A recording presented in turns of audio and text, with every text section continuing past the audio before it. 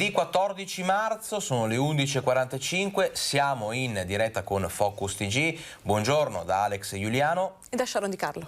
Allora, oggi avete notato, siamo partiti un pochino prima, Sharon, perché c'è un appuntamento importante che trasmetteremo in diretta a partire dalle ore 12 con il governatore Luca Zaia, che è a Palazzo Ducale per la presentazione della Fondazione Venezia, capitale mondiale della sostenibilità, un evento importante in cui poi si farà sicuramente anche il punto sull'attualità. Oltre al governatore Luca Zaia saranno presenti e interverranno anche il ministro della pubblica amministrazione Renato Brunetta e chiaramente il sindaco di Venezia Luigi Brugnaro. Quindi trasmetteremo questo in diretta fra poco a partire dalle ore 12 per poi rientrare in studio finita questa conferenza e continuare a tenervi informati con i fatti di cronaca e di attualità. Anche perché abbiamo tantissime notizie oggi. Assolutamente, io direi di cominciare subito, Sharon, con le notizie. E andiamo sul Grappa, perché ieri pomeriggio, durante una passeggiata, 2 donne sono scivolate sulla neve e si sono ferite in maniera molto grave. Vediamo. Sono gravi le condizioni di 2 donne scivolate per diverse decine di metri sulla neve sul Monte Grappa. Il soccorso alpino di Feltre è stato allertato dalla centrale del 118 per un incidente accaduto lungo il sentiero 156 che dal Cason dei Lebi conduce a Malga Valpore di Cima. Mentre stava camminando assieme ad amici, una 57enne veronese ha perso l'equilibrio cadendo sulla neve ghiacciata e si è fermata solo un centinaio di metri più a valle. Tentando di andare in suo aiuto, una 53enne di Caldogno è scivolata a sua volta per una 50 di metri sbattendo tra gli alberi. A lanciare l'allarme i compagni di escursione, raggiunte dai tecnici del soccorso alpino, è stato richiesto l'intervento di 2 eliambulanze da Treviso e Pieve di Cadore che hanno condotto le ferite all'ospedale. E ora, Alex, ci spostiamo dal Grappa all'Alta Padovana. Assolutamente, dici bene, Sharon, ci spostiamo precisamente a Santa Giustina in Colle. Perché? Perché c'è stato un blitz dei carabinieri in un noto locale della zona. Trovate droga e lavoratori irregolari. Raffica di controlli dei carabinieri nell'Alta Padovana nella notte tra sabato e domenica. Oltre al NAS, operativo anche il nucleo cinofili di Torreglia con l'unità antidroga. Il blitz in un locale notturno di Santa Giustina in Colle. All'interno della discoteca Storia controllate e identificate 290 persone. Un 22enne di Martellago è stato segnalato alla prefettura perché trovato con piccoli quantitativi di hashish e marijuana. I militari hanno recuperato anche 4 grammi di cocaina e alcune dosi di sostanza stupefacente abbandonata a terra. Durante il controllo sono state accertate violazioni di natura penale e amministrativa in materia di lavoro e sanità. I gestori del locale dovranno pagare 12.500 euro di multa per la presenza di alcuni lavoratori non assunti regolarmente. E in questo ping pong di notizie che ci rimbalziamo, io e la mia collega Sharon continuiamo con la cronaca, ci spostiamo adesso a Treviso. A Treviso sì, perché c'è stata una violentissima lite tra 2 giovani, vediamo il servizio. Invito sempre i genitori a chiedersi cosa stanno facendo i loro figli al sabato pomeriggio, perché nel momento in cui lo fanno le forze dell'ordine cominciano i guai. L'ennesima lite tra ragazzi in centro, finita con un 15enne all'ospedale, spinge il sindaco di Treviso Mario Conte ad appellarsi nuovamente alle famiglie. Erano le 17:30 ieri in via Canova, a 2 passi dal Duomo, quando l'adolescente ha dovuto ricorrere alle cure del SUEM 118 per aver ricevuto un pugno in faccia che gli ha procurato un trauma al setto nasale. Ad aggredirlo, stando ai testimoni, 2 coetanei che si sono dileguati prima dell'arrivo dei carabinieri, che stanno ora cercando di identificarli.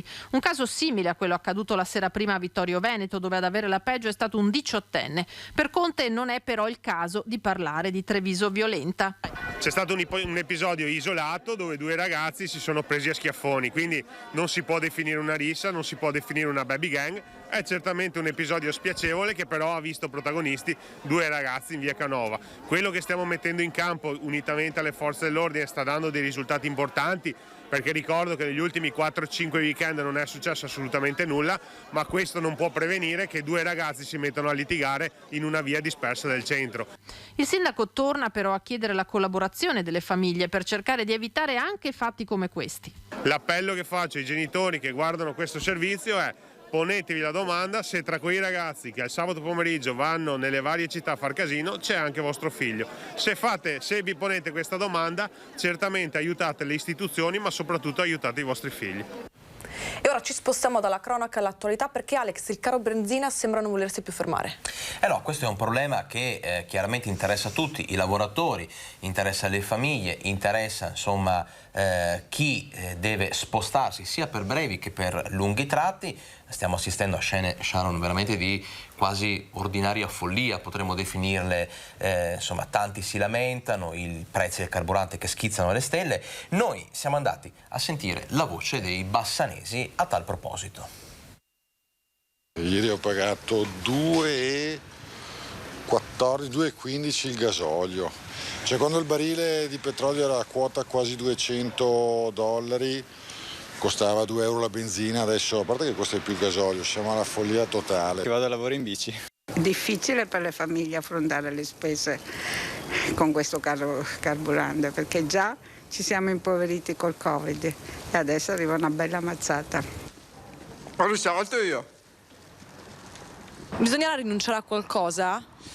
Beh, io spero magari che ci sia una piccola risvolta ecologica, ovvero magari che le persone inizino a utilizzare l'automobile solo quando è necessario, magari quando si deve andare a lavoro, perché adesso insomma ci sono anche delle belle giornate, quindi penso che magari utilizzare l'auto per fare 3 chilometri quando si possono fare benissimo a piedi non sia necessario. Immagino però chi deve spostarsi molto spesso per lavoro, magari come me, che è difficile farlo a piedi o con i mezzi pubblici. Non abbiamo pensato prima alle materie prime e questo era uno di quelli che fa andare anche tutte le aziende, non è solo il problema caro benzina, è un problema strutturale, industriale. Noi ci abbiamo dormito sopra, adesso paghiamo dazio. Chissà che sia la volta buona che ci svegliamo. Sul caro benzina posso dire solo una cosa: io anche se aumenta continuerò a fare 50 euro. Ha detto questo, siamo in un momento particolarmente complicato e difficile, è chiaro che nessuno di noi è contento. Io spero che le cose si migliorino con l'anno nuovo, quando si dovrebbe ritornare ad avere un po' più di equilibrio a livello mondiale. Però non abbiate paura, perché noi italiani troveremo modo sempre di cavarcela. Ormai siamo davanti a un'economia di guerra, Alex. Assolutamente sì, insomma i problemi non riguardano solo il caro bollette, l'aumento dei costi della benzina, ma c'è anche una frenesia, una corsa a accaparrarsi i generi alimentari. I supermercati si stanno svuotando. Sì, ci sono tantissimi scaffali vuoti, vediamo il servizio. Se per l'olio di semi c'è l'effettivo rischio che le scorte scarseggino, tanto che sono stati gli stessi punti vendita a imporre, per non penalizzare nessuno, l'acquisto di massimo 2 pezzi a persona, per altri generi alimentari come pasta, riso, farina, sale non ci sono al momento carenze di magazzino, e se dunque gli scaffali sono vuoti non è perché scarseggiano, ma perché nei supermercati c'è la corsa proprio a fare scorta. E di domenica, giornata in cui i negozi non ricevono consegne, le conseguenze sono ancora più evidenti. Sì, qualche scaffale vuoto c'è, non lo so il perché, ma penso sia per la distribuzione. Io non ho avuto difficoltà a trovare quello che cercavo, ho visto però che c'è qualche scaffale che comincia a svuotarsi. Che impressione le fa? Brutta, brutta, perché si pensa sempre al peggio. È molto difficile la situazione, stiamo bene attenti alle offerte soprattutto. Abbiamo visto anche degli scaffali vuoti dentro, quindi la gente penso che faccia una corsa veramente a accaparrarsi il mangiare. Leggo che comunque la gente era sicura del fatto che non è necessario andare nei supermercati e fare scorta di cibi, di materia prima, e che comunque dovrebbero continuare a esserci, quindi capisco la gente, capisco anche un po' la paura e il timore, ecco. Scene simili a quelle già vissute durante il lockdown del 2020, ma per chi ha buona memoria anche allo scoppio della guerra del Golfo. I più continuano però a fare la solita spesa e invitano alla calma. Penso sia una psicosi collettiva, i veri problemi sono in Ucraina e forse nei paesi limitrofi. Qui siamo molto distanti,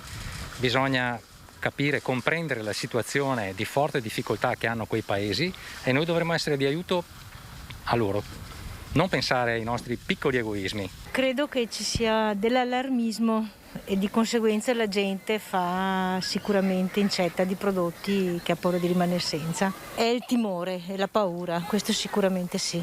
Lo sento perché lo percepisco così nell'aria, però cerco di farmene una ragione, di dire che forse le cose si possono risolvere in qualche altro modo. E il tema non è solo questo, ma i prezzi ai supermercati, Alex, continuano a salire. Ti leggo una nota qua direttamente dall'ANSA. Il presidente Federdistribuzione Alberto Frausin dice: adesso servono interventi urgenti per aiutare le famiglie con il reddito basso, e chiede di congelare l'IVA sui prodotti alimentari che va dal 4 al 22%. Che cosa dici?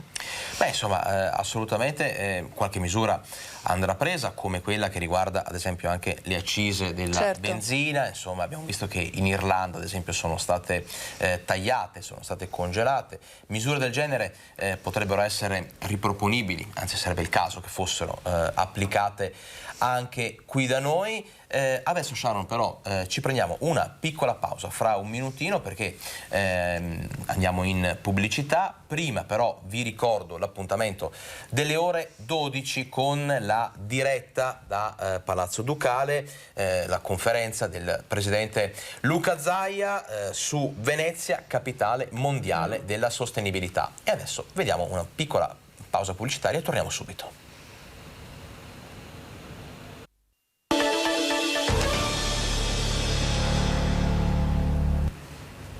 Ben ritrovati a Focus TG. Fra poco la linea al governatore Luca Zaia per la diretta da Palazzo Ducale per Venezia, capitale mondiale della sostenibilità. Però intanto, Sharon, abbiamo tempo per lanciare un altro servizio. Qualche altra news, Alex? Assolutamente. Ci spostiamo a Vicenza, perché questo rincaro dell'energia sta mettendo in difficoltà tantissimi settori, anche appunto le piscine, abbiamo parlato tante volte, e l'amministrazione aiuta con un contributo economico le piscine appunto a Vicenza. Crazzo, vediamo il servizio.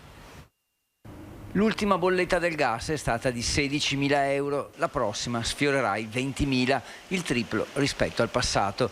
Se si aggiunge un calo del 30% di chi frequenta i corsi a causa di quarantene e paure, la situazione delle piscine di Creazzo è molto difficile e comune a molti impianti di questo tipo. Per questo l'amministrazione non è rimasta a guardare, stanziando un contributo economico per dare un po' di respiro alla gestione. La nostra disponibilità, la nostra collaborazione per la struttura che c'è nel nostro comune è fondamentale. Una posizione condivisa dalla Giunta, in particolare da chi si occupa di sport, anche perché le tariffe per chi si iscrive ai corsi sono rimaste le stesse di 2 anni fa. L'amministrazione comunale ha deciso di essere vicina all'ente gestore della piscina con un contributo di sostegno di 15.000 euro dal fondone Covid. Ma la piscina di Creazzo non è un impianto qualsiasi. Prima di tutto si allenano campioni di nuoto, l'attività agonistica è molto sviluppata e organizzata e le soddisfazioni non mancano, a partire dalle 2 medaglie olimpiche, argento e bronzo nelle staffette, di Thomas Ceccon a Tokyo. Noi sappiamo benissimo che in questi mesi le bollette sono lievitate, soprattutto per strutture così importanti. Però, come ho sempre dichiarato, la piscina di Creazzo ha un uso particolare. E poi c'è un uso per così dire sociale dell'impianto. Spesso il sindaco viene fermato per strada da genitori che d'estate rimangono a Creazzo e scelgono la piscina magari per risparmiare. D'altra parte, dicono, sembra di essere in vacanza. Noi non abbiamo la possibilità di andare in vacanza. Abbiamo i bambini piccoli e trascorrere una giornata durante la pausa estiva proprio nella bellissima oasi di verde della piscina di Creazzo a noi fa molto piacere. E in queste situazioni di crisi, Alex, vengono a galla anche nuovi ruoli sociali. Assolutamente, Sharon, hai ragione, perché ad esempio i negozi di vicinato stanno assumendo un ruolo sociale importante. La gente fa i conti giustamente con le proprie tasche, con le proprie risorse economiche, e il continuo aumento dei prezzi rende un pochino tutti più oculati, quindi niente più shopping sfrenato. Basta. Sharon. Per il momento, si chiude il portafoglio. No. Per il momento no, ma sentiamo come si stanno organizzando in tal senso i bassanesi. Prezzi alle stelle e cambia, e come se cambia, il modo di fare la spesa delle persone. C'è sempre più attenzione su quello che si acquista, pur non rinunciando alla qualità, soprattutto parlando di cibo. Ma gli aumenti, anche all'ingrosso, stanno creando non pochi problemi sia alla gente comune sia agli stessi titolari di negozi di generi alimentari. Tanti prodotti sono aumentati, anzi c'è anche la scarsità adesso di trovarli, perché la farina si sta esaurendo, la pasta si sta esaurendo e ogni volta che si riordina c'è sempre un aumento sempre più elevato del prezzo. Anche noi qui abbiamo notato che la gente viene, compra l'essenziale, le cose superflue non le compra più e tutti stanno attenti al carrello della spesa a non spendere tanto e quindi cercare di prendere prodotti che costano meno e meno quantità. Abbiamo difficoltà perché è stata molto aumentata, quindi un pacchetto di pasta che prima costava un tot adesso è aumentato di 20 centesimi a pacchetto a noi che l'acquistiamo e quindi sì, questo si scarica sul consumatore. Ed è proprio nei piccoli negozi di vicinato che i clienti abituali trovano una valvola di sfogo nei loro negozianti di fiducia, che assumono, seppur nella difficoltà, anche un importante ruolo sociale. La gente viene, ci racconta che non ce la fa più ad arrivare a fine mese, che le bollette sono tutte aumentate, che devono spegnere il gas e che qui noi vediamo proprio una crisi veramente, soprattutto sulla gente, sugli anziani che vivono soli. Qui veramente noi sentiamo tantissimo malcontento, tantissima preoccupazione per il futuro. Lei è preoccupata? Beh, certo, io ho 2 figli e quindi anche noi che futuro diamo a questi ragazzi? E continuiamo a parlare degli effetti della guerra in Ucraina sul sistema economico del nostro territorio. Assindustria Veneto Centro chiede al governo misure urgenti a partire dalla cassa integrazione straordinaria per le imprese costrette a fermare la produzione e misure energetiche a medio-lungo termine. Vediamo il servizio.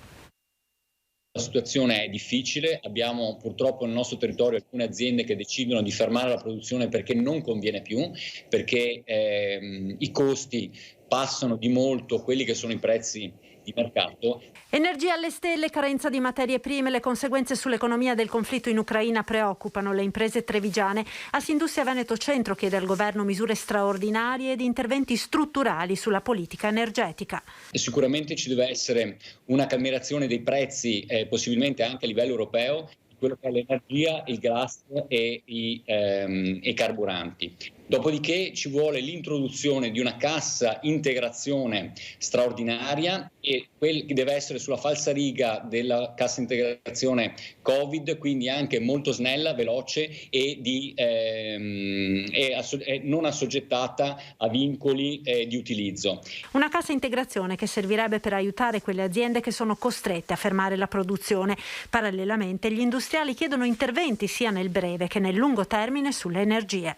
Parallelamente, quindi nell'altro binario, ci devono essere però misure di politica energetica che traguardano un medio e lungo periodo e che mettono l'Italia più in sicurezza di quanto non è stato fino ad oggi.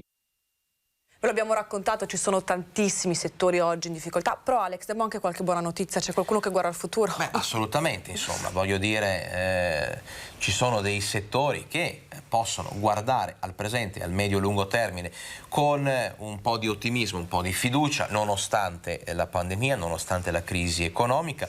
Uno di questi settori è sicuramente il settore dell'olio, che, come dicevamo, guarda al futuro con fiducia, arriva la bella stagione e si avvertono non solo i profumi dell'olio d'oliva, insomma, che sono straordinari nel nostro territorio, ma si avvertono proprio i profumi di una ripartenza che promette grandi cose. Vediamo. I rincari dell'energia, il costo delle materie prime, la guerra in Ucraina stanno mettendo in seria difficoltà l'agricoltura.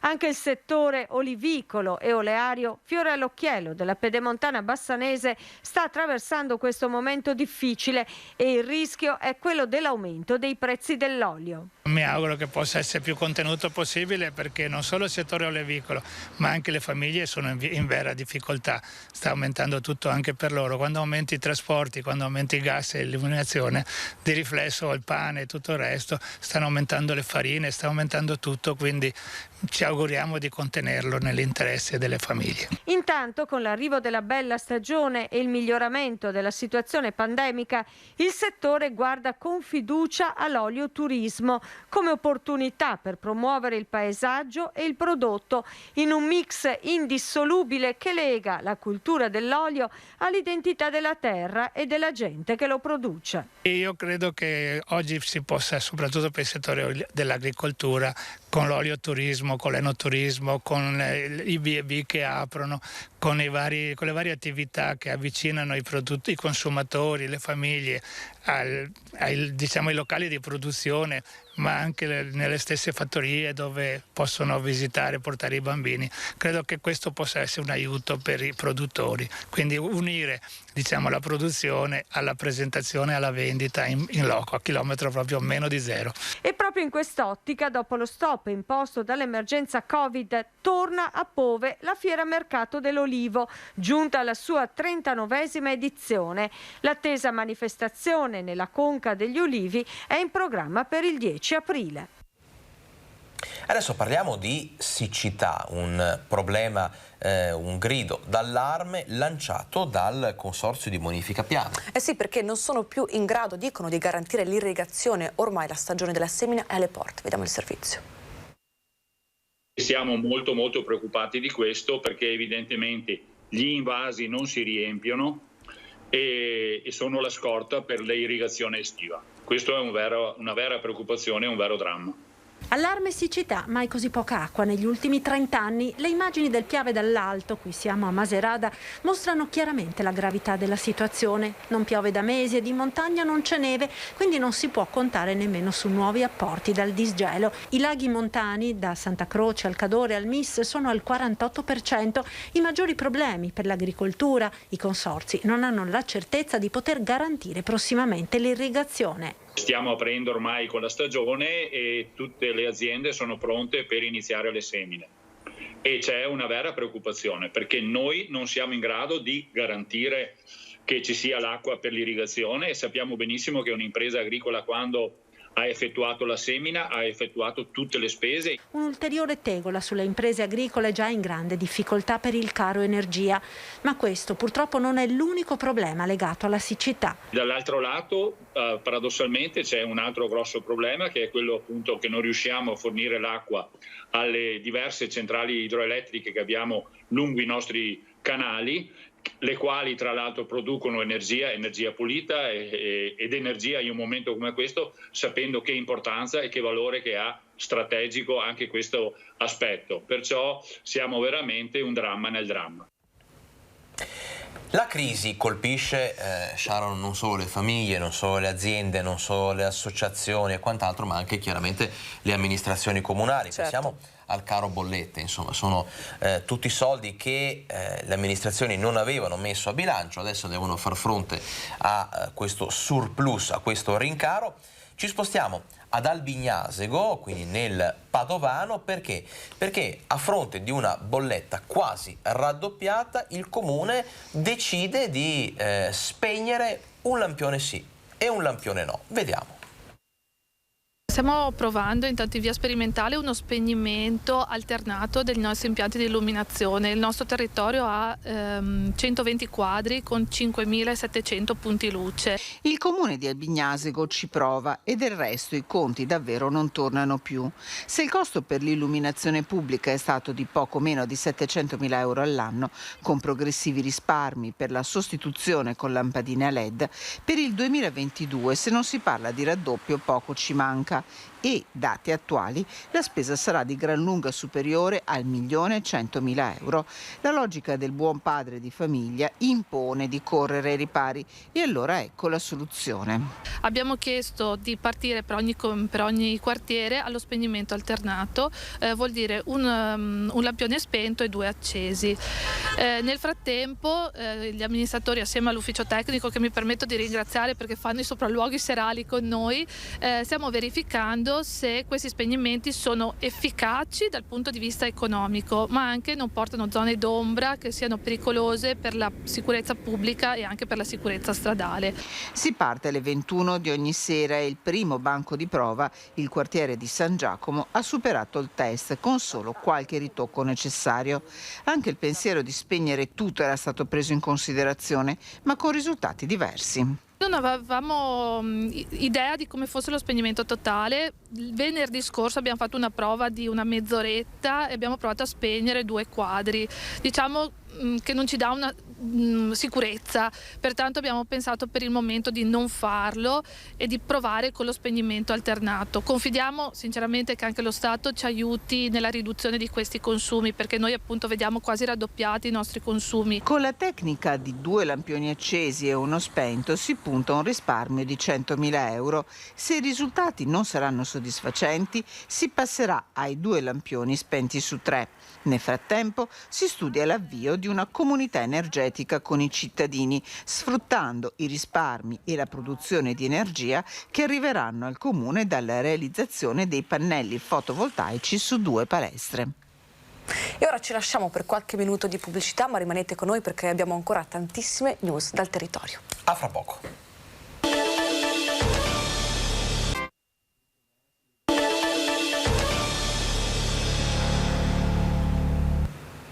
Rieccoci a Focus TG, neanche a farla apposta. Andiamo in pubblicità e arriva il governatore Luca Zaia, a cui cediamo subito la linea. L'ha immediatamente sostenuta con il ministro Franco, che poi a luglio durante il G20 poi di fatto ha inaugurato tutto il percorso che abbiamo fatto arrivare oggi questo statuto. È una cosa davvero molto importante, perché Renato Brunetta è stato anche eletto presidente ed è la persona che di fatto raccorda Venezia col governo. Il decreto del ministro Draghi, che ha firmato il ministro, è importante perché si riconosce, lo Stato italiano riconosce l'importanza in qualche modo del futuro che può passare tramite Venezia. Chi meglio di un veneziano può raccontare questo? E anche tanti veneziani in quelle imprese private che lei ha citato prima sono presenti. L'idea è che Porto Marghera è un'idea che abbiamo raccontato spesso. Noi preferiamo far vedere le cose, è un modo diverso di operare, per cui più che le fantasie io racconto quello che abbiamo fatto, no? C'era un valore Moransani che era un accordo fatto dalla vecchia amministrazioni passate, ce l'abbiamo ripreso in mano e lo stiamo rendendo agibile, perché purtroppo non basta scrivere documenti, fare proposte, fare titoli sui giornali, ma fare le cose. Il Lido oggi, Lido e Pellestrina, è trafficato da autobus solo elettrici, penso siano le uniche 2 isole assolutamente di trasporto pubblico elettrificato. È già così, pur in presenza di una grave pandemia e adesso di una guerra alle porte, alle frontiere. E poi abbiamo il tema di Porto Marghera, dove con l'ENI, ma anche l'Enel ha trasformato una centrale a carbone. Adesso si tratterà di vedere con questa crisi che tipo di interventi andranno fatti, però ha accettato la sfida di addirittura anticipare la trasformazione dal carbone al gas quella volta. E l'ENI ha un grande progetto dove chiude il cracking, dove esiste ancora il fosgene, dove ci sono dei materiali pericolosissimi, e bonifica tutta la zona rilanciando invece con delle produzioni di idrogeno.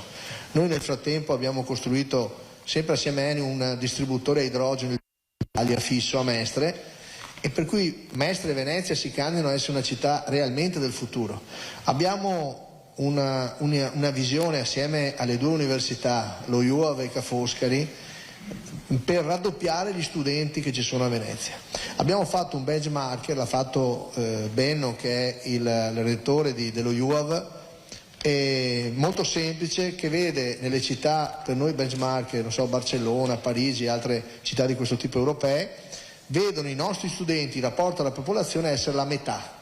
Per cui noi dobbiamo arrivare a un benchmarker come gli altri, per cui quando parliamo di capitale mondiale della sostenibilità intendiamo non solo quella ecologica. Vorrei ricordare a tutti che il MOSE l'abbiamo alzato dopo 40 anni di gente che diceva no, non funzionerà, e di cassande di ogni genere. Non è finito, ma ieri, adesso mi è arrivato in questo momento la sentenza del Tribunale che chiude definitivamente la questione e per cui rendono agibili 530 milioni che i vari commissari eccetera, ma sotto la regia comunque del ministro Brunetta, che è qui e va detto e va ringraziato, 530 milioni che ci consentono di chiudere le opere, di cominciare la manutenzione e di metterlo a sistema. Questo MOSE ha funzionato, i cittadini hanno visto, funziona, stiamo lavorando per adesso lavorare anche sui punti più bassi della città, per cui questa istituzione diventa fondamentale per rilanciare non tanto Venezia, attenzione, ma quanto far capire come Venezia è aggredita da fenomeni di cambiamenti climatici prima di altri luoghi. Semplicemente questo, lo spopolamento del centro storico di Venezia è un tema che riguarda tanti altri centri, pensate all'Appennino, al sud, alle isole, alle nostre montagne. Questo fattore demografico, 1,2, no, il dato che abbiamo dei figli, è chiaro che vuol dire che 2 adulti danno un bambino.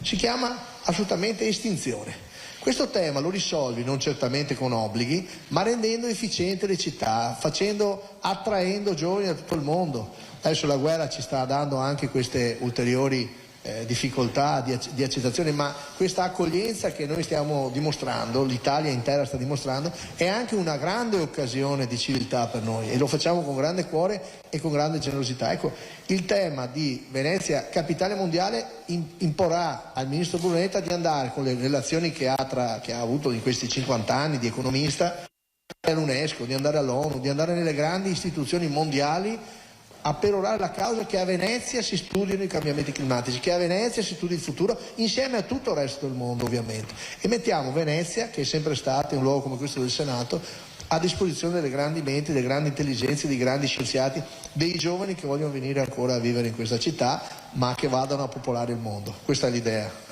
Questa è l'idea.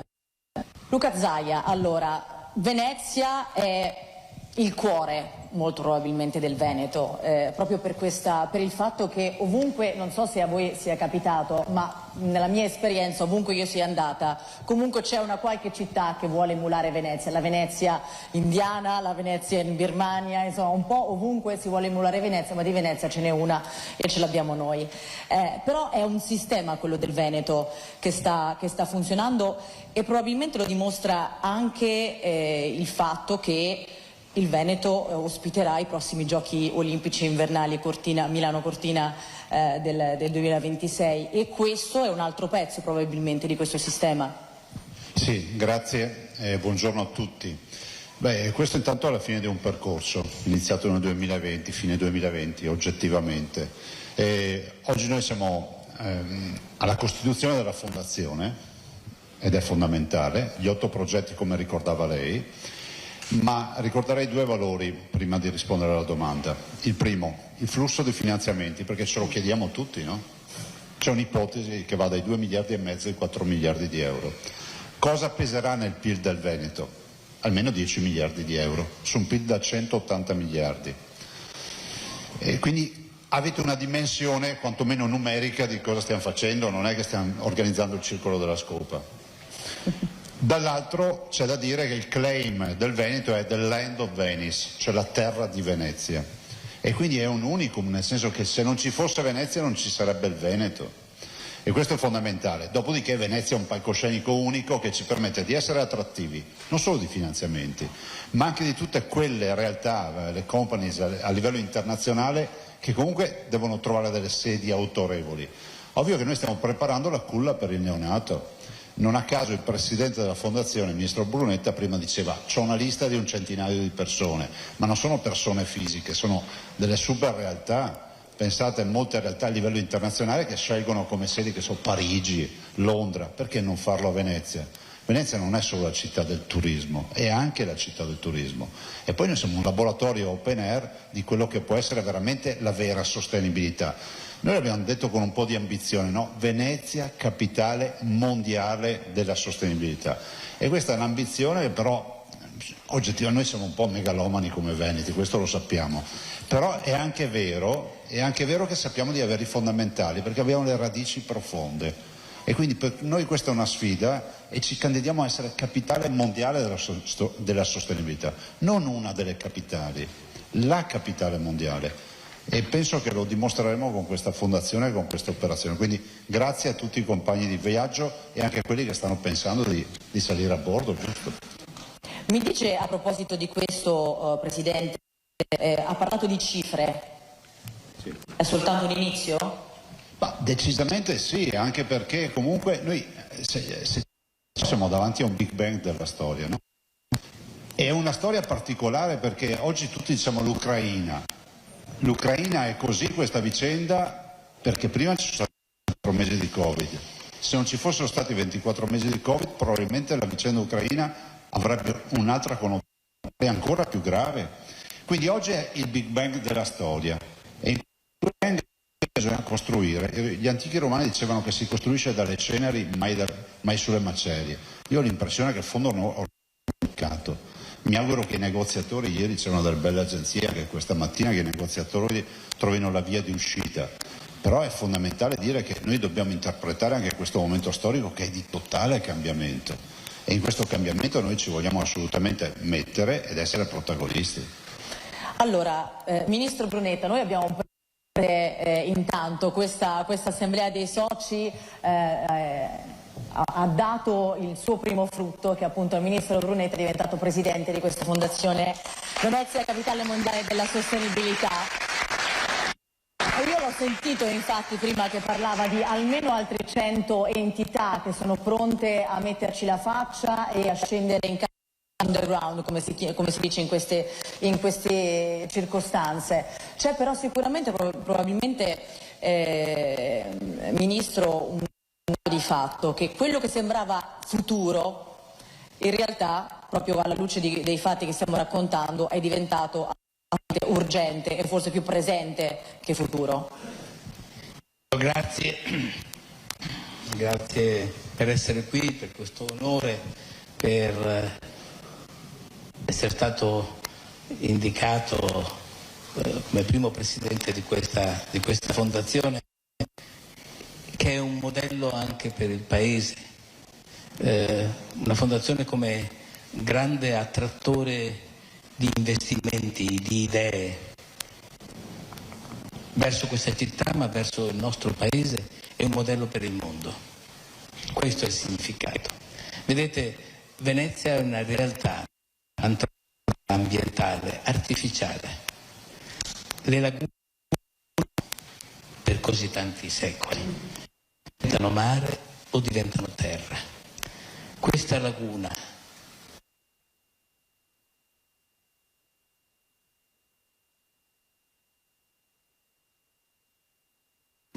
perché è il frutto dell'intelligenza dell'uomo e degli investimenti dell'uomo che l'hanno difesa dai fiumi, che l'avrebbero interrata, difesa dal mare, che l'avrebbe fatta diventare. E tutto questo ha richiesto un'enorme quantità di risorse, di intelligenza, per mantenere la sua artificialità, la sua sostenibilità. Questa è stata Venezia nel tempo. Vedete, questa sala è il segno degli investimenti della città nella storia per costruire il suo mito, per costruire la sua credibilità, il suo branding, diremo oggi, il suo brand. Questo è un enorme investimento che noi abbiamo saputo usare bene. E allora, dopo la Venezia dei secoli della Serenissima, dopo la straordinaria Venezia del Novecento, quello di Volpi, Gaggia, Cini, che ha costruito il connubio tra l'industrializzazione di Porto Marghera e l'immaginario collettivo della mostra del cinema, il modello di Volpi, questa sintesi ordinaria. Adesso abbiamo il futuro davanti. E il futuro davanti è la sostenibilità, cioè di essere il modello per il mondo. Tutto questo si fa intanto partendo dal capitale umano, dalle persone, dai giovani, dalle idee, dagli investimenti. È possibile che Venezia vada sotto i 50.000 abitanti. Venezia, il centro storico, vada sotto i 50.000 abitanti, perché vuol dire la negazione di tutto questo. E quindi occorre portare idee, giovani, investimenti a 360 gradi, dall'idrogeno alla cultura, all'agricoltura. Vedete, Venezia è il luogo di tanti resistenti, di tante idee magnifiche. Io ne ho citato due che conosco bene, Volpi, questa sintesi straordinaria. Adesso abbiamo il futuro davanti. E il futuro davanti è la sostenibilità, cioè di essere il modello per il mondo. Tutto questo si fa intanto partendo dal capitale umano, dalle persone, dai giovani, dalle idee, dagli investimenti. Non è possibile che Venezia vada sotto i 50.000 abitanti. Venezia è centro storico, vada sotto i 50.000 abitanti, perché vuol dire la negazione di tutto questo. E quindi occorre portare idee, giovani, investimenti a 360 gradi, dall'idrogeno alla cultura, all'agricoltura. Vedete, Venezia è il luogo di tanti resistenti, di tante idee magnifiche. Io ne ho citato due che conosco bene, dalla Fondazione Cini, che è un modello straordinario di produzione culturale e che è una realtà di resistenza, perché essere a Venezia non è facile, o l'università Ca' Foscari, ma l'università di architettura famose nel mondo, e di altre centinaia di realtà di resistenza, perché hanno resistito in tutti questi decenni del Novecento e di questo secolo nonostante le difficoltà. Ecco, noi vogliamo cambiare le condizioni a contorno e fare diventare Venezia la più antica città del futuro. E come? Portando tanti investimenti, portando tanto capitale umano, portando tante idee e facendo moltiplicare le buone idee che già qui ci sono. Brugnaro diceva tutti gli autobus del Lido, ma decarbonizziamo tutto il sistema dei trasporti e Venezia può diventare un simbolo. Il Mose, l'innalzamento del mare sta spiazzando e spazzando via intere capitali in giro per il mondo. Venezia, grazie alle intuizioni di 40 anni fa, ha costruito il Mose. Poi magari non basterà il Mose, perché occorrerà fare qualcos'altro entro la fine di questo secolo, ma intanto noi abbiamo dato una risposta la più avanzata nel mondo, e il Mose ha prodotto centinaia di brevetti, centinaia di investimenti in termini di scienza e di ricerca. Ecco, noi dovremmo fare tornare Venezia città mondo, città che rappresenta la soluzione dei problemi, diceva Brugnaro, lo diceva Zaia, che il mondo avrà. Per questo dico, questa non è una fondazione come tutte le altre. Le 100 grandi aziende che chiamerò nei prossimi giorni per partecipare a questa straordinaria storia saranno chiamate non solo ad investire qui, ma ad esserci, a produrre non più Venezia palcoscenico, anche palcoscenico certo, ma soprattutto luogo di produzione, dall'idrogeno all'agricoltura, dall'arte al metaverso, dall'ospitalità di qualità sostenibile alla capacità di parlare con il mondo. Ecco, questa è la grande occasione, abbiamo un dovere. Questa storia ci obbliga ad esserne all'altezza, perché Venezia, per questo mito, ha investito una quantità di risorse infinite. La Scala dei Giganti, e tutto questo palazzo, ma tutta la città di Venezia era tenuta a raccontare le ragioni per le quali questa era una città straordinaria, una città di pescatori, di commercianti, di navigatori che si dovevano fare spazio tra imperi molto, tra l'altro, molto forti, molto duri. Eppure questa è stata la storia di questa città. Questa non dobbiamo viverla come un peso. Il cultural heritage, l'eredità culturale, è il nostro investimento da cui ripartire. Ci sono tutte le condizioni. C'è il PNRR, la prossima settimana, lunedì, alle Procuratie Vecchie ci sarà Italia Domani, e cioè l'evento itinerante che la Presidenza del Consiglio organizza in giro per l'Italia per raccontare come saranno spesi i soldi, perché ha ragione Zaia, qui non stiamo facendo chiacchiere, qui stiamo parlando di miliardi dell'Europa, PNRR, Next Generation EU, su progetti, su capacità imprenditoriali, e verranno raccontati la prossima settimana, il 21, alle Procuratie Vecchie. Verrà raccontato tutto quello che la Regione e il Comune hanno già fatto in termini di progettualità, e dovremo essere in grado di attrarre queste risorse e farne il catalizzatore iniziale. Però poi non bastano le risorse pubbliche, noi vogliamo le risorse private, vogliamo l'intelligenza della gente, vogliamo l'intelligenza che viene da tutto il mondo. Certo, la guerra, però si risponde alla guerra non solo con la solidarietà, con le sanzioni, con il dire no all'aggressione, ma anche col dire di sì alla civiltà. Ecco, questa nostra loro, perché io ho sposato un'idea che era venuta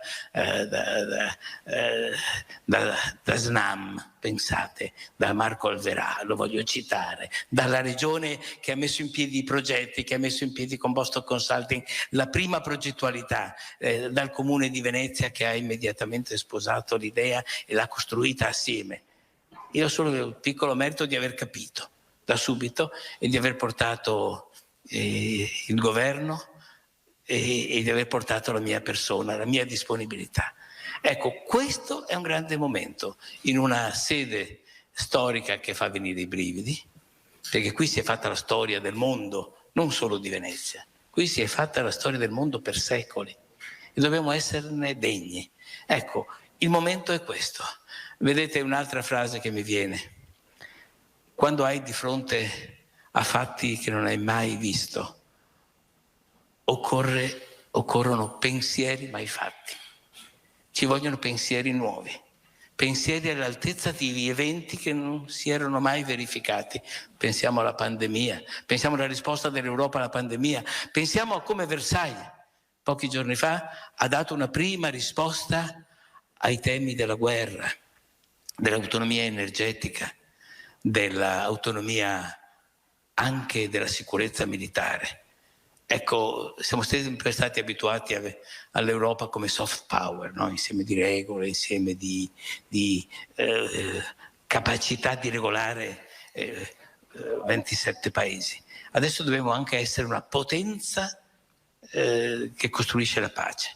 Ecco, Versailles è questo. Allora, io dico, serve un Next Generation EU 2, dopo il Next Generation EU 1, che ci ha portato fuori dalla crisi economica e dalla crisi pandemica. Vedete, le sfide si susseguono. Ecco, dentro tutto questo, Venezia, la sua storia, il suo futuro. Ecco, io sono grato ai miei due amici, Luca e Luigi, Luca, e a tutti gli altri fondatori che si sono messi in questa avventura. Vedremo la prosecuzione di questo racconto la prossima settimana, vedendo quello che sta facendo lo Stato italiano attraverso i soldi dell'Europa. Non dimentichiamo che Next Generation EU sono 191 miliardi europei e altri 30-40 aggiuntivi italiani. E che dopo dobbiamo essere in grado noi, con i progetti, con l'accompagnamento dei progetti, con far fruttare questi progetti per farli diventare PIL, per farli diventare occupazione, per farli diventare crescita, produttività, efficienza.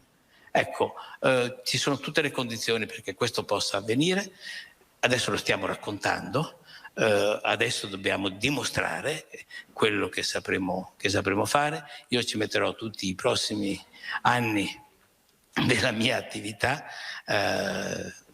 quindi questa è una bellissima esperienza fatta con straordinari rappresentanti di questa straordinaria comunità. Io prima finisco parafrasando una vecchia canzone: ho due amori, Venezia e il Veneto, sono inscindibili, perché ha ragione Zaia, il Veneto è la regione di Venezia. Ecco, e questi sono i miei due amori che qui trovano la loro sintesi e trovano la loro sintesi proprio nel guardare al futuro. Quindi la più antica città del futuro, 360 gradi, valorizziamo le tante intelligenze che esistono nel mondo, che esistono in Italia, che esistono in Europa, e lavoreremo appunto in Europa e nel mondo per far riconoscere Venezia capitale mondiale della sostenibilità come esempio concreto, non solo studi e ricerche, ma esempio concreto di come la sostenibilità si possa costruire giorno dopo giorno, costruendo una comunità nuova, una comunità forte, ricordando la Venezia del passato, il mito straordinario. Il presidente della Fondazione Venezia Capitale Mondiale della Sostenibilità, ha di fatto, mai citandolo, e lo ringrazio per questo, ma affrontato quello che è il tema, che è una parola, un vocabolo che noi abbiamo imparato a usare e l'abbiamo sentito forse anche a abusare, la resilienza. Certo Venezia è la capitale probabilmente anche della resilienza, però Sindaco mi spiega come fare ad attrarre, il Ministro parlava anche dell'Europa, mi sono immaginata gli studenti, le start-up, le società non soltanto italiane ma appunto del resto d'Europa che possano veramente prendere Venezia come luogo anche fisico, non soltanto palcoscenico, per iniziare un percorso e a parlare di futuro. Come si fa ad attrarre i giovani e come si fa ad attrarre le aziende a Venezia? Allora, intanto dentro la fondazione c'è la Confindustria regionale e poi evidentemente ci sono tutte le confindustrie, immagino, del Veneto, ma non solo le confindustrie ma anche tutte le associazioni delle imprese, perché è proprio tramite le imprese che il sistema va avanti. Noi andiamo avanti sulle grandi città e sulle imprese, così va avanti lo Stato italiano. Qui gli imprenditori sono centrali sempre e loro insieme ai loro collaboratori e ai loro lavoratori, e questa è una delle spinte più forti che potrà venire proprio da loro. Questa idea nasce da loro. La loro idea è quella appunto di mettere a sistema le cose e lo abbiamo capito, lo stiamo capendo, chi non aveva ancora qualche difficoltà, dobbiamo diventare il partito del fare, del sì. La seconda questione riguarda specificatamente non solo Venezia, ma io l'ho sempre detto modello Boston, perché mi ricordo sono andato insieme a Di Mambro, l'architetto Di Mambro, che è quello che ha progettato il parco di San Giuliano tanti anni fa, 15 anni fa, forse 20, non mi ricordo. A spese mie sono andato con lui a Boston, assieme all'architetto Capriolio, che adesso non c'è più, mi ha portato a vedere l'idea di Boston. Boston è una città a declino industriale, come Porto Marghera.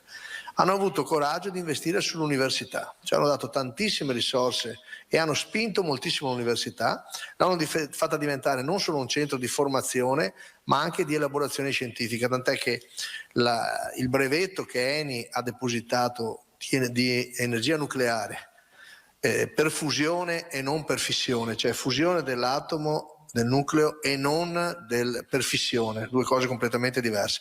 È il nucleare pulito, nel senso che per costruire questo nucleare hanno brevettato una forza di gravità magnetica che trattiene un grandissimo calore, non c'è materiale che tiene quel calore per innescare la fusione.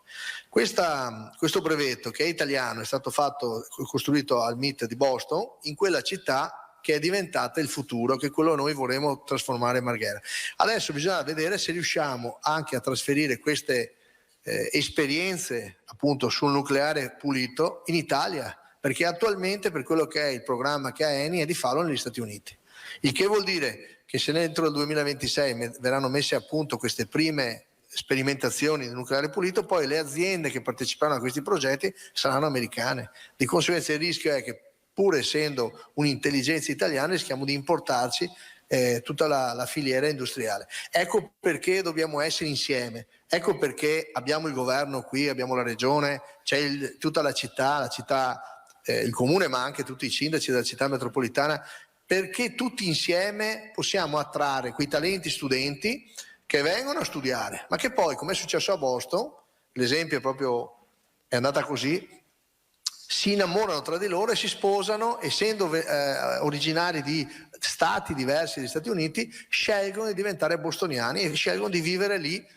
perché magari uno di New York sposa un'altra di Los Angeles e le due famiglie vorrebbero, e allora loro, per non far torto a nessuno, hanno cominciato a vivere a Boston. E il livello anche intellettuale della città e scientifico è cresciuto moltissimo. Dobbiamo imparare da queste esperienze, perché noi siamo una città che ha tutto in termini di attrattività, abbiamo tutto in termini di relazioni, in termini anche di costruzione del sistema universitario, perché qui c'è l'Università di Venezia che abbiamo discusso, ma poi c'è la grande Università di Padova, che è nella stessa città metropolitana di Venezia, Padova e Treviso, perché qui abbiamo detto Ca' Foscari, che ha lettere, economia, e tante anche cose interessanti tipo lettere adesso orientali, che diventa un'attrazione, insomma una modernità incredibile. Ma poi c'è architettura con tutti i corsi di laurea che adesso andremo a fare, tra l'altro bisogna parlare con il ministro Franco perché loro hanno uno statuto speciale, possono aumentare i corsi di laurea senza una legge, senza un decreto, ma Benno dopo ti spiega tutto nel dettaglio, perché avere il ministro qua è molto utile. Perché tra l'altro lunedì ci dovrebbe essere anche la ministra Messa, se non vado errata, giusto? Sì, ma lui ci parla costantemente.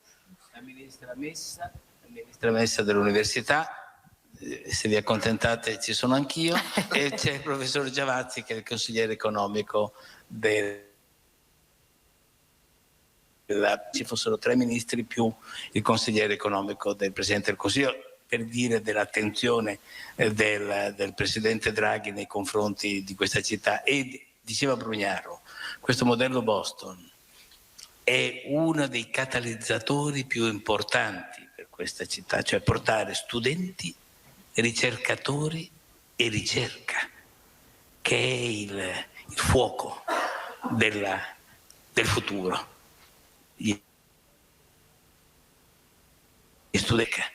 E Boston è così. Venezia non ha nulla di invidiare a Boston, con tutto il rispetto, tutt'altro. Infatti solo per precisare, no? Gli scienziati che ci sono nel mondo, ma lo dico perché ci ho studiato molto su questo, oggi sono loro che scelgono i luoghi dove stare, e dove sta lo scienziato si fa la fabbrica, perché lo scienziato è quello che poi... Allora la bellezza, un luogo così bello, così infrastrutturato, dicevo l'Università di Padova c'è giurisprudenza, ingegneria, medicina, ci sono i grandi temi del futuro. Allora una persona, un ragazzo, un giovane europeo può stabilizzarsi dove vuole in termini di residenza. A noi sta a costruire la circolarità, il famoso SMFR, il sistema metropolitano. Ecco perché la regione è straordinariamente importante, perché la mobilità di queste persone è la libertà di dove risiedere. Per quanto riguarda il Comune di Venezia, noi faremo pressione, perché anche i comitati ultimamente hanno fatto delle riunioni su questo e sono arrivati alla conclusione che io ho detto in campagna elettorale più volte, che dobbiamo mettere delle limitazioni all'uso degli appartamenti privati per uso turistico, che non sono imprese di fatto, sono appartamenti vuoti che spesso si affittano in maniera magari su Airbnb, che è un portale di cui poi tra l'altro si perdono le tracce. Infatti noi come comune non abbiamo mai firmato la convenzione che B&B voleva darci, cioè una rata fissa in termini di quota, diciamo, turistica, perché non riteniamo sufficiente la trasparenza con cui dobbiamo gestire questa città. Cioè noi speriamo di avere dal governo a questo punto come hanno fatto le altre città d'Europa, o un tempo massimo di utilizzo per fini turistici degli appartamenti, piuttosto che una regolamentazione più severa nell'uso delle case e nell'educazione di queste persone con relativa responsabilità del proprietario. L'idea è trasferire questo uso delle case appunto a residenza studentesca, che ti garantisce forse un po' meno di marginalità di profitto, però te la dà sempre un reddito continuo, ti popola la città di residenti, sono studenti ma sono residenti, e questo effetto combinato con un grande sviluppo dell'università sarà il grande futuro, non solo del centro storico di Venezia, che sicuramente sarà anche sede delle aule universitarie, perché lo stiamo facendo con Ca' Foscari, assieme al governo stiamo cercando di dare una nuova impostazione dei luoghi che ci sono al Lido per esempio, ma anche sul centro storico. Adesso il tribunale qua a Rialto che andrà via, tutta quell'area là, tutta questa zona del tribunale è un'ottima sede universitaria, perché lavoreremo sempre col demanio, sempre col comune, per capire come risiedere i luoghi più belli dove far risiedere anche i professori, perché dovremmo attrarre i migliori professori europei, perché quelli poi ti portano credibilità e informazione. Per cui questa è una scommessa che non si gioca su un anno, si gioca attorno a una fondazione di questo tipo, dove sono tutti gli attori coinvolti, dove il dibattito è assolutamente trasparente, dove entriamo nei piani della regione, perché è logico ed è giusto che sia la regione a governare questi processi in chiave di prospettiva, no? Perché poi quali sono i ruoli delle altre città? È bene che ci sia proprio quello è il nostro punto d'arrivo. Le Olimpiadi, dove non faremo solo le Olimpiadi, ma faremo vedere un Veneto, secondo me, che diventa un gigante dal punto di vista economico e sociale, come è stato in passato, lo può tornare a essere. Visto che è stato chiamato in causa, caro Presidente, il Veneto è già stato un modello per l'uscita dalla pandemia. l'abbiamo raccontato tutti quanti, quello che insomma è accaduto e come in maniera molto rapida si è riusciti a trovare un modo per fare sistema in questa regione. Ci saranno aiuti alle famiglie, ai ragazzi, ai professori, alle aziende? Ci racconta un po' di più di come state studiando questo sistema veneto per il futuro? Ma sì, questo è tutto nell'ambito di quello che poi sono, cioè, le linee di finanziamento, le citava prima anche il ministro Brunetta, quindi il PNRR rappresenta una grande opportunità perché sono 229 miliardi poi alla fine di montante a livello nazionale, e considerate che la ricaduta veneta sono circa 25 miliardi di euro. Ovvio che poi verranno investiti secondo le diverse programmazioni. Ad esempio, per quanto riguarda Venezia Capitale Mondiale della Sostenibilità, noi come Regione seguiamo degli 8 progetti, ne seguiamo 4, e quindi quello del turismo, quello della transizione ecologica e ambientale, quello della legalità e quello dell'idrogeno. Queste sono ovviamente sono tutti vasi comunicanti poi alla fine, no? Perché è promozione del territorio, è occupazione, è ricerca, è innovazione, quindi ci sarà sicuramente un nuovo rinascimento. Lo diciamo in questo luogo, insomma, che è un luogo sacro per noi veneti, lo dovrebbe essere anche un po' di più per lo Stato italiano, e quindi dico che è fondamentale dire che da qui parte questo nuovo rinascimento. Ministro, lei, il sindaco parlava di nucleare del futuro. Quando si parla di nucleare nel nostro paese sappiamo che si tocca un argomento che praticamente è tabù. Dobbiamo probabilmente anche in questo luogo immaginarci un futuro che è soltanto l'idrogeno, oppure ci si può immaginare qualche altra cosa? 2 D. Aldo Manuzio, Venezia del Cinquecento, inventa il libro L'editoria. Pochi decenni dopo inventa l'architettura 3D. Noi adesso dobbiamo inventare le altre dimensioni, e le altre dimensioni sono a 360 gradi. C'è l'idrogeno come la fusione, ma c'è l'agricoltura sostenibile. Io penso alle isole della laguna, alla accoglienza, alla sostenibilità di un turismo inclusivo, di qualità, esperienziale, come si chiama, cioè che coglie i valori della laguna, non solo Hemingway che andava a caccia tra i canneti vicino a Torcello, ma ritornare a questa cultura. Vedete, purtroppo faccio l'economista, ma per sostenere una città complicata come questa, costosissima, ci vogliono flussi commerciali ad alto valore aggiunto. Il turismo di massa per definizione è a basso valore aggiunto. E che non vuol dire escludere, vuol dire qualificare. Qualificare vuol dire far partecipare il mondo di questa realtà nella maniera migliore possibile e rispettosa. Mi vanno benissimo le passerelle di straordinari stilisti che hanno, onorato il nostro paese della loro arte, però non basta la passerella. Io voglio portare le 20, 30, 40 case di moda che sono rimaste italiane, le voglio portare tutte a Venezia. Voglio portare i modelli della Fondazione Cini, li voglio moltiplicare. Pensate a questa follia che ho in testa. I modelli di successo, i modelli di eccellenza che hanno resistito a Venezia, moltiplicarli. Moltiplicare Pinault, il modello Pinault. Dico una cosa che magari qualcuno può... un restauro straordinario, le mostre straordinarie, ma perché solo Pinault? Io voglio 20 Pinault. 20 Pinault a Venezia che facciano quello che fa Pinault, e Venezia diventa un concentrato della rappresentazione dell'arte contemporanea. E non voglio fare pubblicità, ma io amo molto Venissa. Sapete tutti cos'è Venezia, che è questa località a Mazzorbo dove c'è un ristorante stellato, dove c'è residenzialità esperienziale, inclusiva, eccetera. Ma perché Venezia non si può moltiplicare per 20, per 30, per 40 in tutte le isole della laguna? In maniera competitiva, sostenibile, non assistenziale. Devono stare sul mercato tutti. Devono stare sul mercato. E allora si ricrea la base economica della città, la base economica della città che poi non ha più bisogno di sovvenzioni o di assistenza, ma che produce da se stessa il valore aggiunto necessario per il cultural heritage, cioè per mantenere la bellezza di questa storia, ma per proiettarla nel futuro. Base economica a 360 gradi, dal nucleare all'idrogeno, dall'agricoltura alla legalità, alla sostenibilità, all'inclusione, al modello Boston.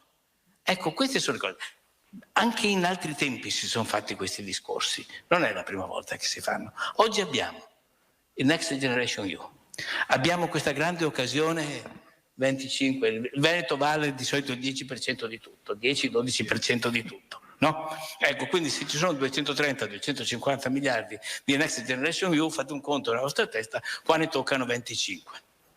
Dobbiamo farli fruttare. Questo è il gioco. Io sono figlio di venditore ambulante, ho fatto il venditore ambulante e vedo questo come futuro. La città deve essere resiliente per questo, deve essere forte. Quando un'epidemia ammazzava metà dei veneziani, Venezia andava in giro per il Mediterraneo, reclutava con il suo mito giovani, li riportava a Venezia e la Venezia si ripopolava con una grande libertà, con una grande, difatti le chiese a Venezia, la tolleranza, il più grande ghetto, che poi non era quello che sono diventati i ghetti, ma era un luogo di libertà religiosa, di libertà civile. Ma per pensare solo a Galileo Galilei, che insegnava a Padova e lavorava con il Doge, e venivano studenti da tutto il mondo, i clerici vagantes del Medioevo, che poi venivano, se voi andate all'Università di Padova trovate iscritti sulle pareti delle aule magne, trovate tutti i nomi, sono i nomi di polacchi, di ungheresi, di slovacchi, trovate tutti i nomi dei laureati, era tutto il mondo. Ecco, questa è la città mondo, però avere anche il sogno. E questo è la giornata di oggi, è una bellissima giornata proprio per questo, perché in un momento difficile dove tutti noi abbiamo un magone dentro, però essere capaci di sognare, perché questo vuol dire pace, poi questo vuol dire scambio, questo vuol concreta, dire cultura, insomma, non soltanto libertà, a parole. questo vuol dire libertà. Senta, Sindaco, nel racconto che ha fatto anche il Ministro Brunetta, che abbiamo fatto, c'è sicuramente la visione del futuro. Quello che però abbiamo visto negli ultimi anni soprattutto sono tante botteghe, tante saracinesche che sono state tirate giù, con la sofferenza che abbiamo raccontato delle botteghe storiche, degli artigiani, e questo è sicuramente un altro aspetto fondamentale, non soltanto per Venezia, per tutte le città, per il nostro paese, che è un paese fatto dagli artigiani, che si poggia proprio su queste fondamenta. Beh, senz'altro Venezia ma anche l'arte, abbiamo parlato prima della moda, continua a essere proprio un'attività manifatturiera, cioè fatta proprio dalle persone, no? Per cui la nostra capacità, questa è indubbio. Diciamo che il futuro dell'artigianato oggi sarà proprio quello della filiera, e su Venezia noi con la Guardia di Finanza ormai da diversi anni stiamo facendo un lavoro serio di contrasto di tutta quella che è la chinchiaglieria, spesso anche collegate con imprese che sono di natura di origine cinese, che aprono, tengono aperti un po', non pagano le tasse, poi chiudono, riaprono di nuovo, un ragionamento che abbiamo visto che a livello nazionale qui a Venezia lo stiamo contrastando con molta decisione. Detto questo, bisogna avere però questo immaginifico del futuro, cioè non sarà il singolo turista che compra l'oggetto, ma una filiera economica che promette in Europa difenda il Made in Italy, la nostra sostenibilità. Luca Zaia l'ha fatto bene con i vini, col prosecco, la certificazione di qualità che garantisce il cliente di avere di fatto un oggetto unico. Per cui dobbiamo lavorare come sistema, non possiamo più pensare che l'artigiano da solo apre la bottega e poi alla fine se non ce la fa sei lì continuamente che piange e lo aiuti. Dobbiamo creare un sistema del saper fare, però diffuso e credibile nei confronti prima di tutto di noi stessi. Per cui questa sostenibilità appunto che è quello di far vivere la propria famiglia, di vivere con i nostri valori eccetera eccetera, è un esempio che deve essere raccontato in maniera appunto sistematica. Pensate che in questa città c'è ancora chi, ancora l'altro giorno, ha fatto le battaglie dicendo no Putin, no NATO. Cioè adesso prima è passata, ripeto, una nave americana di 110 metri che corre 43 nodi sull'acqua, vuol dire 80 km all'ora, una scheggia che porta fino a 1600 soldati, che fa attività di emergenza ed è qui ormeggiata al porto di Venezia, sempre un'altra storia che sembra infinita, la storia delle navi che non devono passare qua davanti. Adesso io vorrei vedere uno che va fuori col cartello no navi, c'è la nave americana, c'è una guerra alle porte, no Mose, no marina militare, perché anche l'altro giorno polemiche anche qua. Io penso che dobbiamo allargare il consenso, è già molto largo, la città ha capito che questa cosa della paura non porta da nessuna parte. Allora la prudenza e l'attenzione alle cose sì, è giusto, non si può essere strafalcioni nel fare robe, ma poi bisogna fare, perché anche col Mose abbiamo avuto una battaglia ideologica contraria che non si spiega, perché un conto sono tutte le nefandezze che anche poi la magistratura ha scoperto e che vuol dire che il sistema italiano comunque alla fine funziona. Però oggi il Mose siamo riusciti, sostenendolo anche socialmente, a farlo funzionare e lo stesso faremo per il porto. Adesso c'è l'autorità portuale che sta cercando in fretta e furia, perché per anni non si è fatto nulla, però questo governo ha dato un impulso oggettivamente straordinario, nessuno diceva mai niente. Si stanno cercando questi approdi temporanei per poi arrivare a, diciamo in tempi, immagino di un anno o due, a fare gli approdi nel canale nord, lato nord, dove noi abbiamo indicato come città, come regione, qual era il punto finale. Bastava cominciare 3-4 anni prima. Cioè voglio dire che il partito della paura, non dico che non sia giustificabile o non le comprendo, posso capire la paura, poi però non può bloccarci. Non possiamo, anche la pace dobbiamo difendere, non puoi pensare via la Marina Militare, che è una delle istituzioni mondiali che tutti gli stati ci riconoscono come l'istituzione più prestigiosa che abbiamo, perché la nostra Marina Militare è una marina di solidarietà, di aiuto, di mare, di competenza, e nasce da qui, da questi saloni. Le flotte veneziane, cioè in Grecia non facevano una logica di occupazione, ma una logica di protezione, tant'è che ancora oggi Venezia è considerata appunto la regina dei mari, non del mare soltanto qui in centro storico a Venezia, proprio di tutto l'Adriatico. E questa grande filiera dell'acqua che Venezia simboleggia, perché l'acqua è di superficie e sotterranea, c'è l'acqua salata e l'acqua dolce, perché Venezia è una città di riflessi, di contrasti, e questa specialità che abbiamo è proprio questa, cioè non c'è un altro luogo uguale a questo. Questa è la contraddizione che noi stessi viviamo dentro di noi. Quando che andiamo a piedi, vogliamo che quello che si ferma sulle strisce sta calmo, a piano, che devo attraversare. Poi quando sono in macchina pensi, ti muovi, devo attraversare, che devo passare. Sono le nostre contraddizioni, quelle umane, i percorsi interiori che i giapponesi fanno quando vengono a vedere la storia di Venezia. Non sono soltanto percorsi fisici, ma sono percorsi culturali. E soltanto una persona che vuole continuare a crescere, continuare a curiosare, continua a restare giovane, questa è la forza della cultura, non è quella che tu dichiari di avere, ma quella che invece interpreti tutti i giorni nella comprensione dell'altro. È per quello che credo sia un luogo straordinario per fare e per agire. Poi se riusciamo appunto con generali possiamo annunciare che ci daranno una sede nella Procuratia Vecchia, e poi il ministro Brunetta, presidente della Fondazione, è stato molto accurato nelle scelte, eccetera.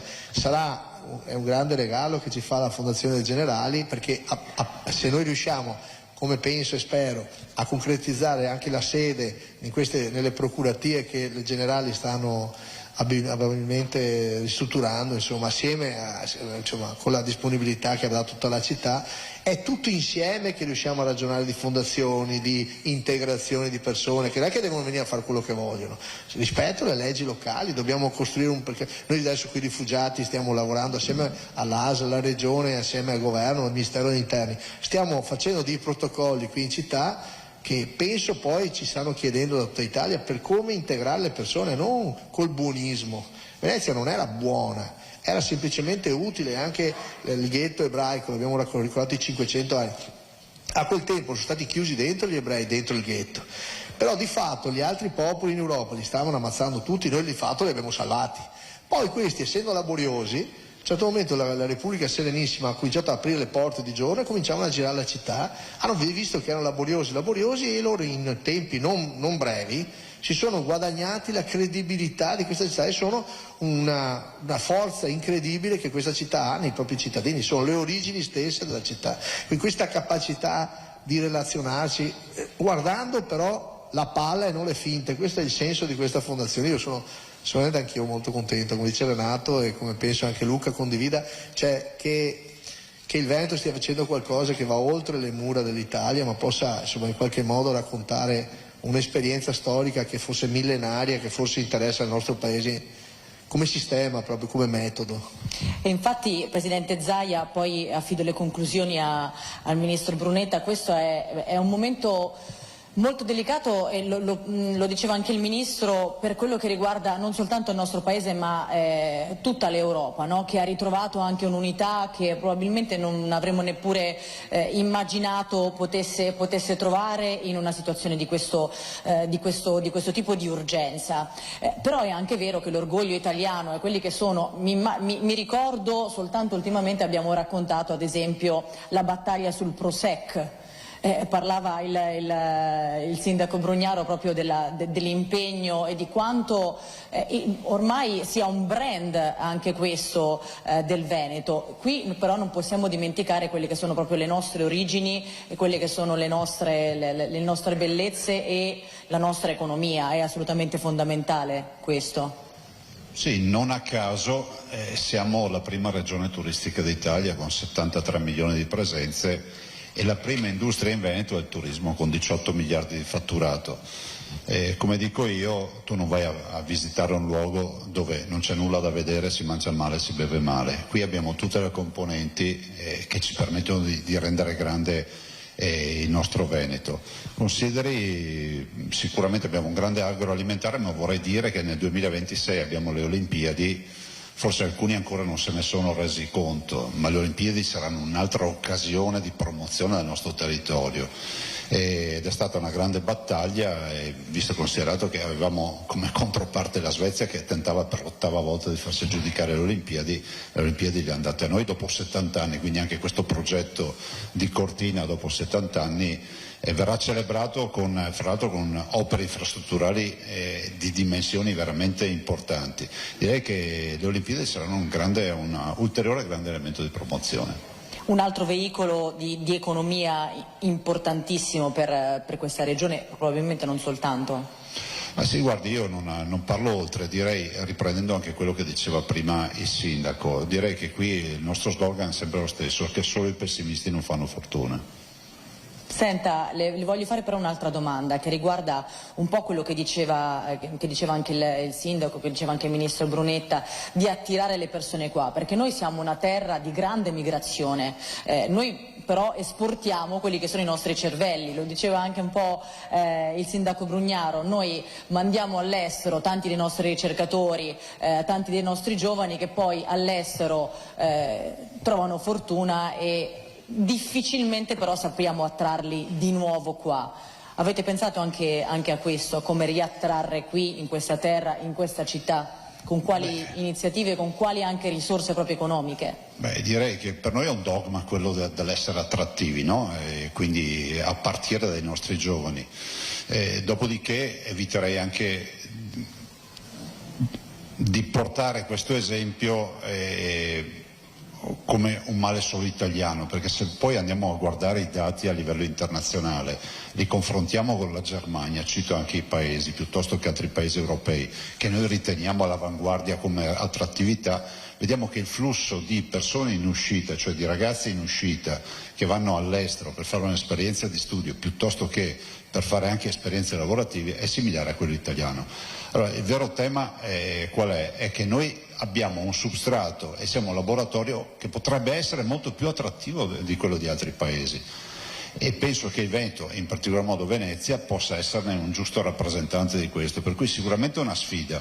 Dopo dobbiamo dire anche ai ragazzi che è fondamentale l'esperienza all'estero, cioè che non si ragioni al contrario perché sarebbe pericoloso, è giusto che si facciano le esperienze all'estero, ma è altrettanto vero che noi dobbiamo anche creare le condizioni perché queste missioni all'estero abbiano un inizio e una fine e ci sia un progetto anche di occupazione poi a livello nazionale, quindi deve sempre più diventare un investimento, cioè il ragazzo va all'estero perché comunque il paese investe su di lui, come fanno molti paesi per riscattarsi magari da guai che hanno. Mi dà soltanto la sua ultima visione futura di questa fondazione, di questa giornata? Beh, che se non ci fosse bisognerebbe inventarla. È sintetico, eh? Ma è la verità, è la verità. È la verità.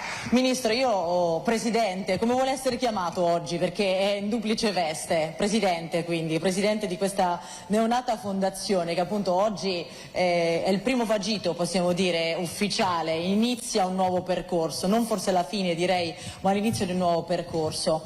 Affido a lei le conclusioni di questa giornata e appunto un augurio per la città e per questa fondazione, magari per tutti noi. Un piccolo ricordo. Pochi mesi fa mi regalarono un po' di libri che venivano dalla biblioteca di Sergio Zavoli, grande giornalista scomparso, e la figlia mi ha regalato un po' di libri di arte e ce n'era uno di Venezia, di fotografie di Venezia. Fotografie di Venezia degli anni 50.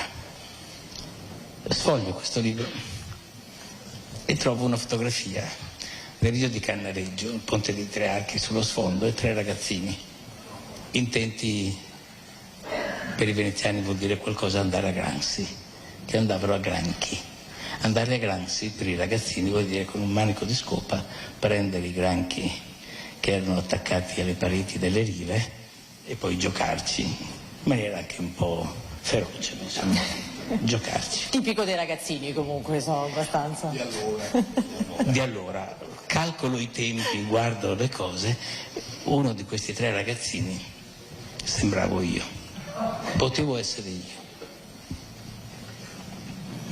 Mi sono detto, oddio, poveri Granzi. Perché venivano leggermente torturati poi alla fine, i bambini fanno così.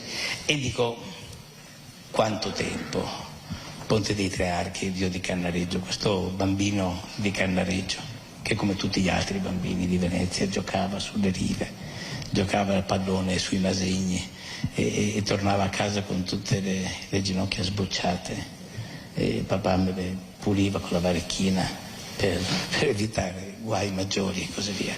Ecco, questa era la Venezia degli anni 50, straordinaria storia, straordinaria città, che ha vissuto il Novecento così, ha vissuto il mirabile Novecento con anche lo spopolamento, con Marghera che faceva 30.000 dipendenti diretti, altri 30.000 indiretti, 35.000 diretti indiretti, e che è stata un grande inno al Novecento, zinco, piombo, rame, alluminio, petrolchimica, cantieristica.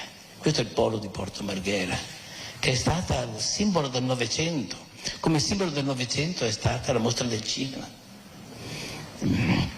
ed è stato un grande secolo il Novecento, che non sempre però ha coinciso con il futuro, perché ha prodotto poi una serie di, pensiamo all'inquinamento, pensiamo ai rischi ambientali.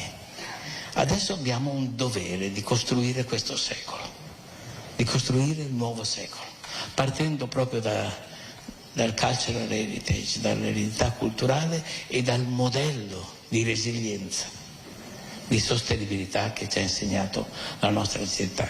Ecco, adesso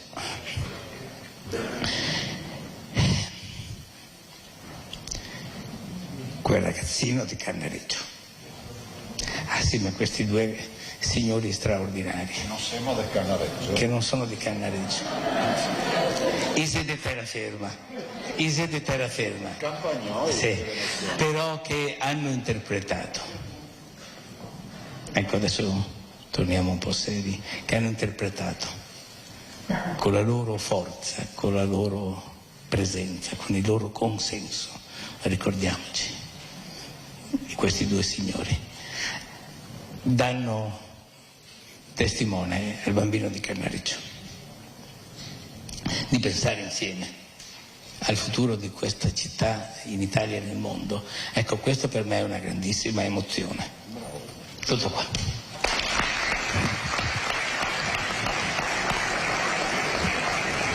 Presidente, grazie mille. Ha fatto emozionare tutti quanti, devo dire, e questo penso davvero che sia, e con questo vi saluto, un'occasione che Venezia, ma probabilmente tutto il nostro paese, non può perdere, non può mancare. Grazie ancora a tutti quanti voi. Grazie. Eccoci tornati in studio, qualche minuto di pubblicità e torniamo tra poco.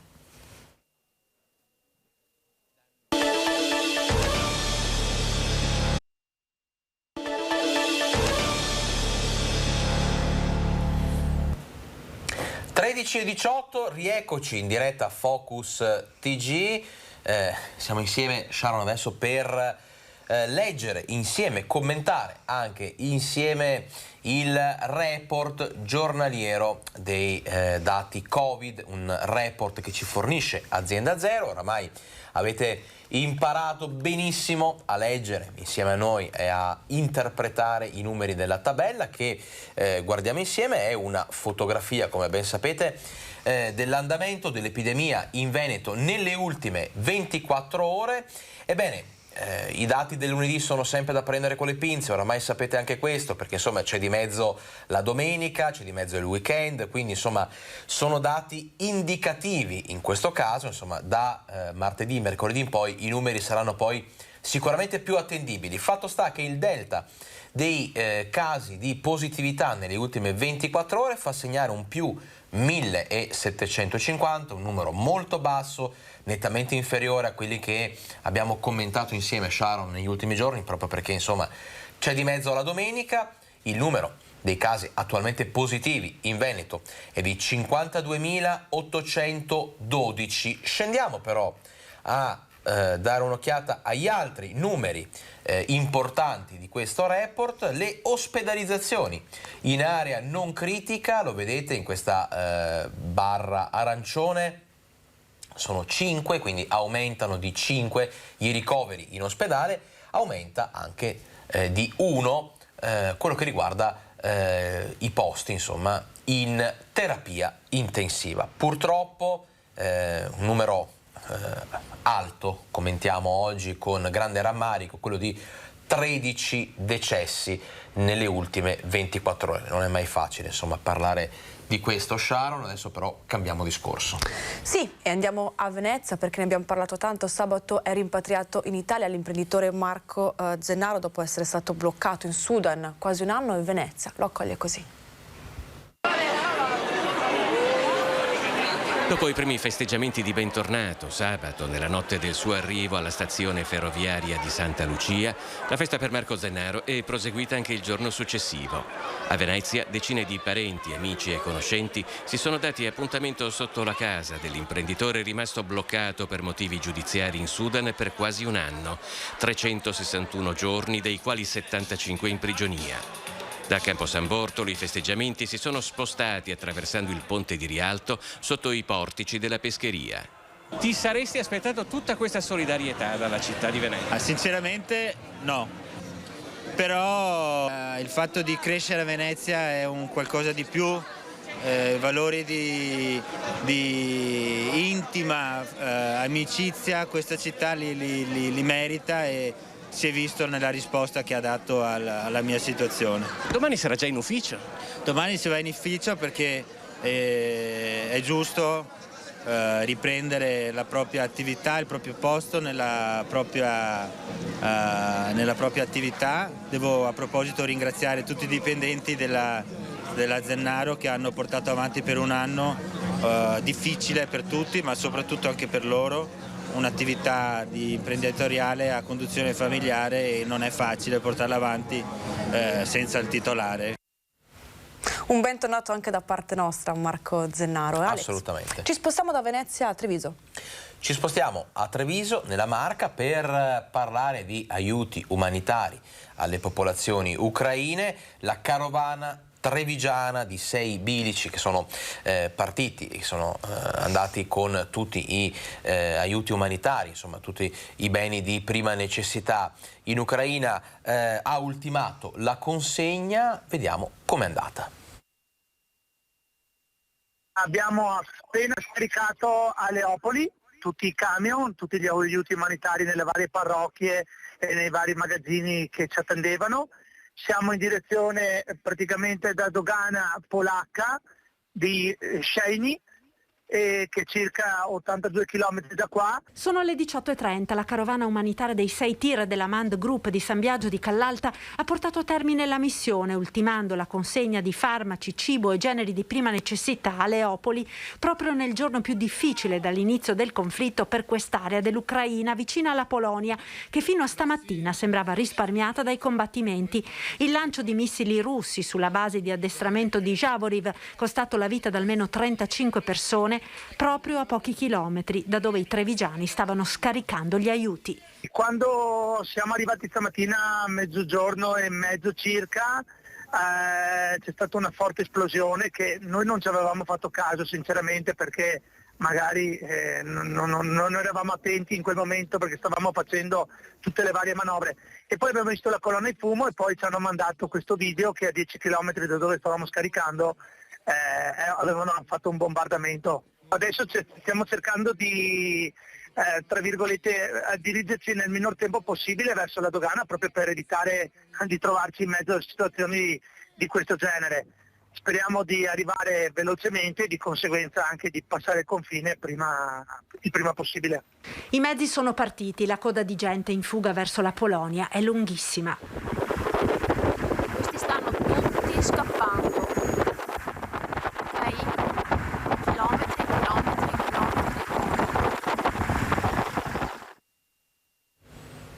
Insomma, Sharon, non ci stanchiamo di fare avanti e indietro, perché torniamo a Venezia adesso. Sì, torniamo a Venezia perché il Monsignor Francesco Moraglia ha voluto recarsi personalmente in visita al centro Caritas di Castello, dove sono state accolte le prime famiglie in fuga dall'Ucraina.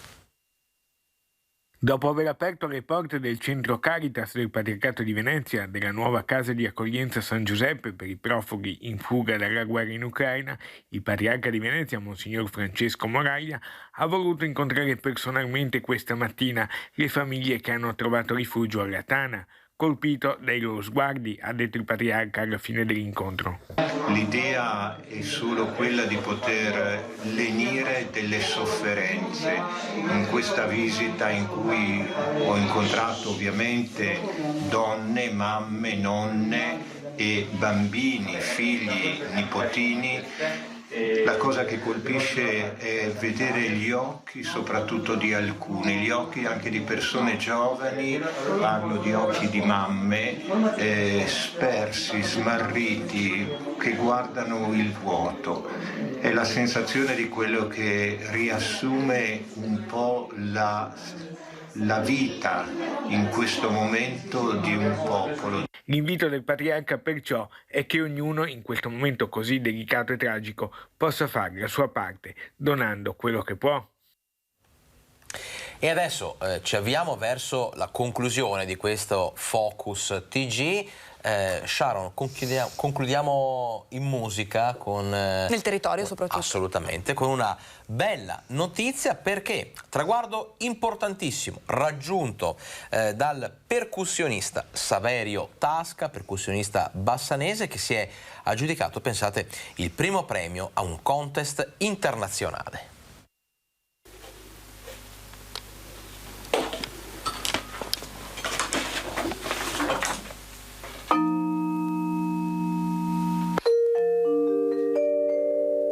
Con il suo brano Flashing Back, il bassanese Saverio Tasca si è aggiudicato il primo premio al Percussive Art Society Composition Contest, il concorso internazionale riservato a musicisti e compositori. Tasca, tra i più quotati percussionisti contemporanei, docente al Conservatorio Pedrollo di Vicenza, già premio Cultura Città di Bassano 2017, ha conquistato questo traguardo in piena pandemia ed è palpabile la sua soddisfazione, come traspare nel suo racconto, che rilascia dal suo rifugio speciale.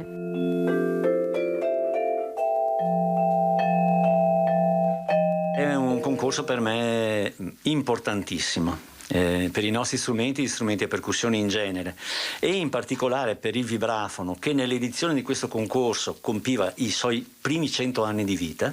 E per me è una vittoria molto importante. Una notizia un po' particolare, il risultato doveva essere dato entro Natale del 2021 e hanno continuato a posticipare perché non riuscivano ad espletare tutti i giudizi rispetto a tutti i brani che erano stati presentati a questa competizione. Quindi per me ovviamente avendolo vinto è ancora più una gloria, insomma. Sì, questa cosa me la porto proprio dentro, importantissima. Il brano che ho scritto è stato un brano che ho progettato, uno dei brani che ho progettato secondo me con più attenzione.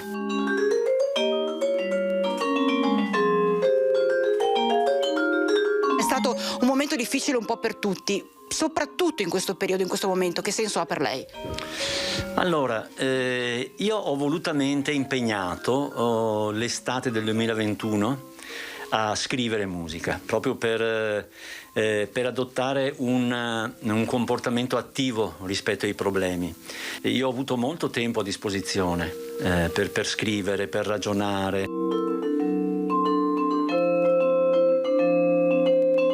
Credo che il momento difficile, che comunque è stato vissuto anche da me e continua ad essere vissuto anche da me, in qualche modo mi abbia anche donato delle possibilità e una riflessività maggiore.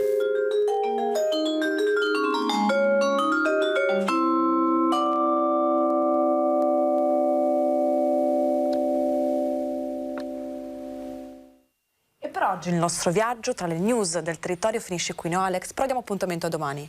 Solo per oggi finisce qui, noi puntuali saremo qui alle 12 domani con tante altre notizie dal territorio, del Veneto, dal Veneto, come sapete, e poi domani alle 12:30 seguiremo in diretta anche il punto stampa del governatore Luca Zaia, quindi un doppio motivo per seguirci e per non mancare domani all'appuntamento con Focus TG. A domani. A domani.